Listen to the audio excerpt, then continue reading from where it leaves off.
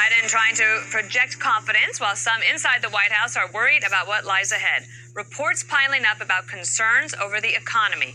Political allies are faulting the White House for mixed messaging on the recovery. There are also concerns about growing inflation. And Axios is reporting some Democrats and economists think the president's spending plans could be too big. And the gas crisis the Biden administration told Americans would soon go away is still happening. In Washington, D.C., 71% of stations are out of gas, and other states are still experiencing shortages. So while warning signs may be flashing, President Biden is telling Americans there's nothing to worry about. We've gone from stagnation to an economy that is growing faster than it has in nearly 40 years. We've gone from anemic job creation to a record of creation for a new administration. None has ever created this many jobs in this time frame. Progress is undeniable. Greg, then when you hear your allies are complaining about your messaging, that usually actually points to a fact problem, not a messaging one. Yes, and first of all, I had no idea that it was National Roadwork Day. Yes, it is, as a matter of fact. And, it's Infrastructure Week here on the 5. You're wearing the official color of their signs. And I think that's really admirable. You need to support them. I try to participate. I was going to make a different comment, but the producer said I should probably shut up.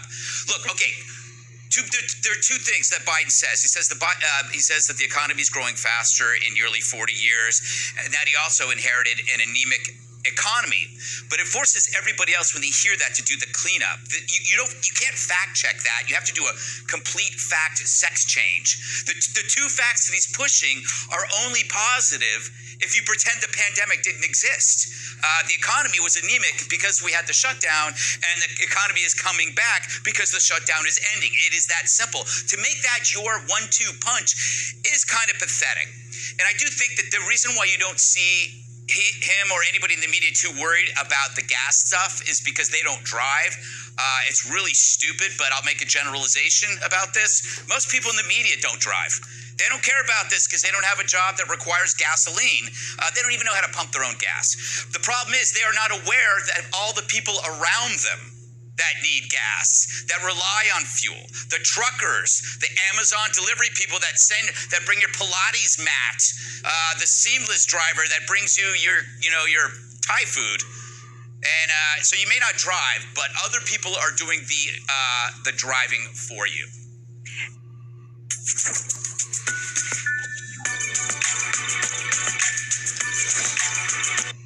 Dagan, a lot of the concerns about the economy had been theoretical for a long time, like the possibility of inflation or shortages and those kinds of things piling up. But now, from your perspective, is there concrete evidence of any of that? Yes, it just remains to be seen how much people's expectations about inflation change, because once you expect inflation, that's when those high prices are here to stay for a really long time. I'll argue that this is Joe Biden's America, and the real world consequences just showed up a hell of a lot faster than any Democrats expected, just in time for the midterms. That's why they're worried. Whoops. We're all getting to see where this Biderian brilliance would take this country. Open borders, done, happened really quickly. The only problem is the Democrats could manage the optics. Gas lines, Biden promised to transition away from the oil industry. Half of his infrastructure plan is aimed at eliminating fossil fuels. He already killed the Keystone XL pipeline on day one. And then Jen Granholm, the energy secretary, says, oh, well, if you just drove an electric car, you wouldn't be having a problem with the gasoline shortages. Then on top of that, you have government handouts and runaway spending. That extra $300 for unemployment is nothing compared to the 4 ginormous entitlements: universal pre-K, free child care, free community college, and paid family leave that Biden has plans to implement, but you don't even have to work for them. So how do you do it? The Federal Reserve keeps printing money. It's buying up all the debt. And what do you get? Crushing inflation that is a regressive tax on people who actually choose to work. Right, so when you go to the store to buy things, it costs a lot more. That's like a tax, right. What you mean. So, Juan, this is the cover of the New York Post today. It says that Joe Biden is proving even more of a master of disaster than Jimmy Carter. I'm assuming you probably think that's a little too strong. I'll give you a chance to talk about that. Well, I mean, I like tabloids as much as the next guy. They catch my attention as I'm walking past the newsstand. But it's just not real. I mean, let's just take a look at public opinion. The public opinion polls, Joe Biden's well over 50% in almost all the polls. I think in AP was like at 60% approval. So that's just a reality touch. I mean, you think about his policies in terms of dealing with COVID or in terms of his infrastructure plan. Again, the American people like these policies. They like the plan. So I just think, yeah, he has his critics, but, the big one to me in terms of the polls, by the way, Dana, is that for the first time, I think in like 4 years, most of the American people now say the country's on the right track. That is such an optimistic, positive way of seeing what's going on, and I think Joe Biden deserves some credit for it.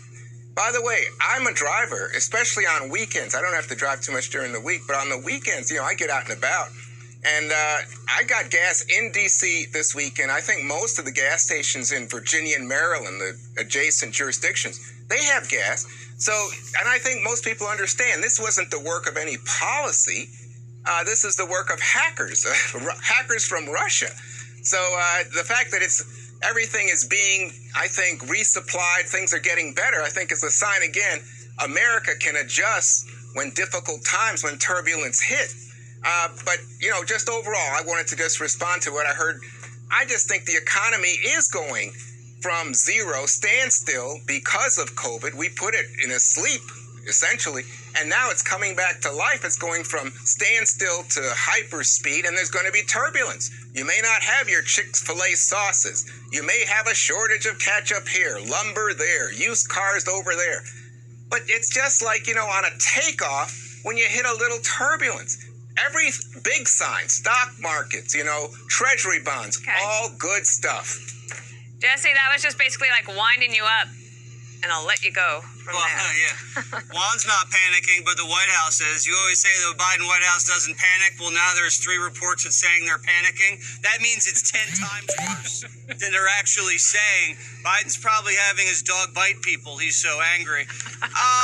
The reason why inflation, Juan, is such a political killer is because it affects the left and the right equally, but it affects the poor and the rich unequally. So it gives rise to populism, something Joe Biden barely tamed and is still boiling beneath the surface. But forget about what it does to a politician. It can set countries back years. Look what it did to Germany or Brazil, and it happens only because you spend and print too much money. So we've asked for it. And Joe Biden's $300 weekly bonus is now creating a high unemployment situation. You combine inflation, high unemployment, you get stagflation. A wonderful word to say, stagflation. All right, shalom to the hopeful elect. Barakatah Yahweh, Barakatah Yahushai. Kol halom yamla, Allah hayanawa Yahweh, Ba'ashem Yahushai, Ba'ashem Rakak Wadash. Double honor to the elders and apostles of Great Millstone, who are the true teachers of Israel today. Peace, love, blessings, and salutations to the hopeful elect. Habayath Madawadah, the house of David. The brothers is laboring to make their calling of election sure. Day in and day out, help us seal the elect of the nation of Israel, for the return of our Lord, Habashiach Yahushai, is at hand, and to the Akim and Agwathim who also listen and believe on Yahweh Yahushai. To you I say shalom. So shalom to the hopeful elect. It's the brother Sagalah coming back with a quick lesson through the Spirit. This lesson is going to be very quick. I let a lot of the video play because I wanted to get and show how these pundits, these commentators, and, the people within the government are starting to get into a great panic, and a very unsettling spirit is coming to Babylon, because this place can't be healed. This place is going to be destroyed. And the Most High, Yahweh Shai, is going to continue to plague this place. So there won't be no healing Babylon. There won't be no going back to 2019, the economy roaring back. All of that, is just Babylon pushing more of its philosophies to the world. That's what you call propaganda. That's propaganda. Babylon is pushing more of its lies to push the spirit of optimism so people won't panic. But inside of the White House, they're panicking. There's panic going on with the investors, with the stock market, with every facet, of what runs this country. You know, there's panic. There's panic on the world stage dealing with, these other nations is rising up against Babylon, Russia, China, North Korea, Iran, etc. So there's military, economic, and then the infrastructure and the actual, country as a whole. There's a lot of chinks in the armor. There's a lot of cracks in the glass, so to speak. So this glass is about to burst. Which is this country is falling apart. Satan is against Satan. The Democrats against the Republicans. The brewing up of race wars. So-called white people against Israelites. Edomites against Israelites, etc. So all of these things is brewing a perfect storm, which is written of in the scriptures. I'm going to get a few scriptures. I'm not going to make it long. This is the book of 2 Ezra 16 and verse 18. This is what we would just watch and witness, and what we see daily when we hear these reports, and when we go to the grocery store and see hyperinflation. See, we're seeing this real time. The spirit of optimism will not turn back prophecy. Once again, I'll say the spirit of optimism is not going to turn back prophecy. For what if some did not believe? It says in Romans 3:3. Is that going to change prophecy? Because some people have the spirit of optimism, thinking, well, I believe that everything will eventually turn around. Let's see if that's what the Lord said. Because Yahweh Shai said in Matthew the 10th chapter, think not that I've come to set peace on earth. So that's out of line with the spirit of the Lord. This is the book of 2 Ezra 16 and 18. It says the beginning of sorrows and great mournings, the beginning of famine and great death. So this is the beginning of famine and great death, sorrow and mourning. Why? Because when there's a shortage of food, a famine of food, there's also going to be a famine of the word, which that goes into the spiritual side of this thing. That's the Lord closing the door of the ark, the spiritual ark. It says the beginning of famine and great death. Now, when there becomes a famine of food, and a famine of the word, the famine of the spirit of the Lord being in this place, that's going to bring forth great death, which is darkness on the earth. This is that night that Yahweh Shai was speaking about. I must work the work of him that sent me while it is day. The night cometh when no man can work. This is what Yahweh Shai was speaking about. That's that death being symbolic of the time of night, the time of great mourning, sorrows, death and destruction, civil unrest, insurrection, the beginning of wars. See, these nations are going to fight in the battle of World War III, the battle of Armageddon, written in the scriptures, Armageddon 1 in the Hebrew. And the powers, here's the point, and the powers, who are the powers? The powers are the rulers on the earth. The earth currently is given into the hand of the wicked. Esau is ruling. 2 Ezra 6 and 9. Esau is the end of the world, and Jacob is the beginning of it that followeth.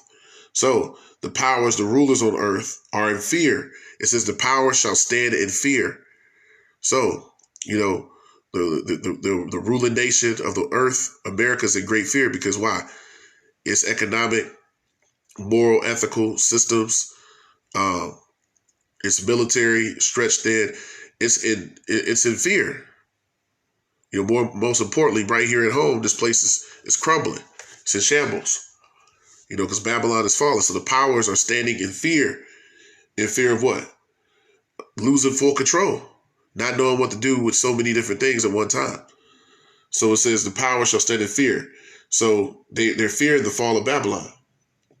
So right now they're devising plans to try to offset the plagues. See, all these plagues the Lord has sent into this place, whether it's Crown 19, whether it's the other nations, standing up against Babylon, forcing Babylon, to have to, go further into its bag of diplomacy to deal with the other nations, etc. Whether it's hyperinflation and the lack of jobs, the housing moratorium, etc. These are all the plagues that's going to destroy this place, that's prophesied in the Bible. So, once again, optimism is not going to change prophecy. Having a spirit of optimism doesn't change what the Most High has written that's going to come. And this is the time because of the prophecies. You see? The tokens, the signs. We have those things, the prophets. So it says, as I continue on, it says, the power shall stand in fear. The beginning of evils, what shall I do when these evils shall come? So the question is, What are you Jakes gonna do when this evil come? 2/3, because the elect are waking up and coming back to the Lord. So all these plans that are being devised, they're trying to offset the plagues, the punishments, the scourges for amendment, the Lord said. But nothing can stop the hand of the Lord Yahweh Shem Yahweh. So no matter what they do, none of it's going to stop these plagues from coming. Nothing's going to stop these plagues from coming. Let's get another precept showing it. It's the book of 2 Corinthians 13:8. And it reads, For we can do nothing against the truth, but for the truth. So no matter what they do, all of it is the will of the Lord. So the king's heart, Proverbs 21:1, is in the hand of the Lord. He turneth it whithersoever he will. So the Most High is controlling. Daniel 4:17. The Most High ruleth in the kingdom of man and set up over it the bases of men. So the Most High is the one that's ruling everything. He rules in the kingdom of men. So you can do nothing against the truth before the truth. So this word is going out. There's nothing that can come against the word of the Most High, except it be for the word of the Most High. So all things are going to be done to accomplish that which the Most High pleased, which is his prophecies. All these prophecies will come to pass. So you can do nothing against the truth, the scriptures say, but for the truth. So let's back that up. Let's back that up with another precept. It's the book of Acts 5:38, and it reads, And now I say unto you, refrain from these men. Let them alone. These are all the men today that speak against the words of the Lord.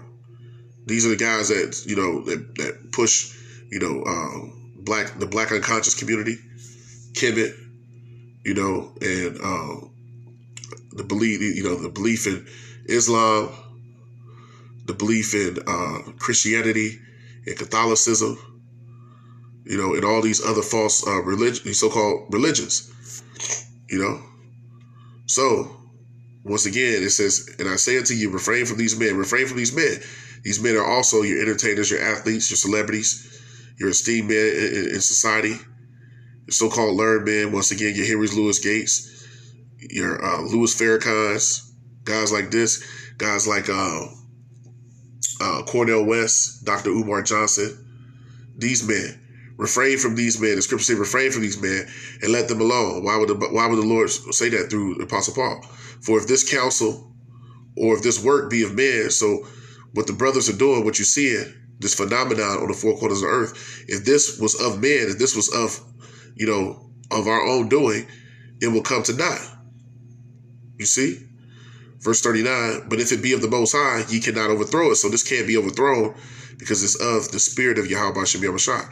Lest happily ye be found even to fight against it. So those that try to come against the prophets are trying to come against the Lord. So what do you think the Most High is going to do for those that try in any way to come against, his truth going out?